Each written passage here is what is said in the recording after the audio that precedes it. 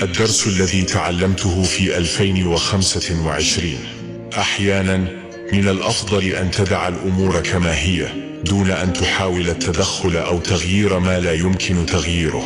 هناك أوقات يكون فيها التخلي هو الخيار الأمثل. دع الناس يرحلون إذا اختاروا ذلك دون أن تطلب تفسيرا أو تبحث عن أسباب لا تزيدك إلا حيرة.